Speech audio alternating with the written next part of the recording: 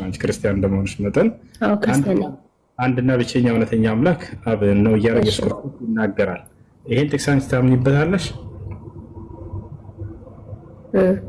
ታምኚበታለሽ? አዎ አምንበታለሁ። እዚህ ከአብ ኢየሱስ አምንበታለሁ። ስለዚህ አብ ነው አንድና ብቸኛ እውነተኛ አምላክ፣ ሌላ ማንም አጋር የለውም።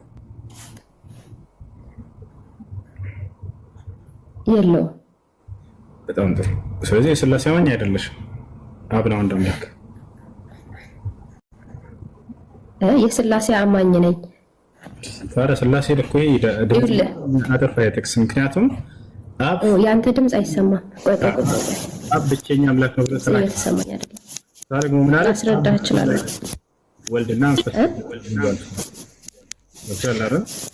በአብ በወልድ በመንፈስ ቅዱስም በሥላሴ አምናለሁኝ። ግን ሶስት አምላክ ናቸው ማለት አይደለም። ኢየሱስ ክርስቶስ ለብቻው የተለየ አምላክ ነው፣ አብ ደግሞ ለብቻው የተለየ አምላክ ነው ማለት አይደለም።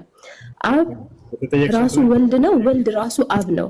ያ ማለት አሁን እሷን የጠየካት ጥያቄ ቁጥር 17 ላይ ማለት ነው። የጠየካትን ጥያቄ ዮሐንስ ወንጌል ቁጥር 17 ላይ የጠየካት ጥያቄ ሰማሻል። ከ17 በፊት ይሰማሻል። ከኔ ጋር እንድታወሪ ነው፣ ብቻሽን አይደለም።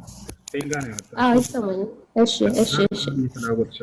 ስለዚህ እኛ የምናምነው አብ ወልድ መንፈስ ቅዱስ ብለን ነው አልሽ። አብ ወልድ መንፈስ ቅዱስ አንድ አምላክ ነው የሚል ጥቅስ አለ መጽሐፍ ቅዱስ ላይ። ኢየሱስ ክርስቶስ በሚሄድበት ሰዓት ማለት ነው በአብ ወልድ መንፈስ ቅዱስም እያጠመቃቸዋቸው ደቀ መዛሙርት ያድርጓቸው ብሎ አዟል። እዛ ጥቅስ ላይ አንድ አምላክ ናቸው የሚላለ ወይ ነው ጥያቄ? አይ ኖ የለም፣ አንድ አምላክ ናቸው አይደለም። ነገር ግን ኢየሱስ ክርስቶስ ስለዚህ አብ ወልድ መንፈስ ቅዱስ አንድ አምላክ የሚለው የለም። ስለዚህ አንድ አምላክ ብሎ መጽሐፍ ቅዱስ የሚጠራው ማንን ነው? እግዚአብሔርን። አብን ነው ወይንስ ወልድን ነው ወይንስ መንፈስ ቅዱስን? አንድ አምላክ ብሎ የሚጠራው አንድ አምላክ ብሎ የሚጠራው አብን ነው። ጎበዞች። ስለዚህ ከአብ ውጭ አንድ አምላክ የተባለ አለ መጽሐፍ ቅዱስ ላይ? የለም። እናመሰግናለን። እሱ ነው። እሺ።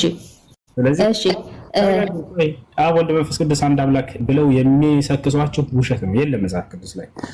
አይ ማንም ስላለን ሳይሆን መጽሐፍ ቅዱስን ነው የምናምነው። በራሳችን አንብበን ነው። መጽሐፍ ቅዱስ ላይ አብ ወልድ መንፈስ ቅዱስ አንድ አምላክ የሚል የለም። አንቺ መንፈስ ቅዱስ በእግዚአብሔር ውስጥ የሚኖር የእግዚአብሔር መንፈስ ነው። ወልድ ደግሞ የእግዚአብሔር ልጅ ነው። ራሱ እግዚአብሔር ነው። ወልድ ራሱ እግዚአብሔር ነው። እሱን ደግሞ ከመጽሐፍ ቅዱስ አውጥቼ ያሳይሃለሁ። ይቅርም ከነቢያቶችም ሆነ ከክርስቶስም ጭምር ሁላቸውንም ሰብስቧቸውና አብ ወልድ መንፈስ ቅዱስ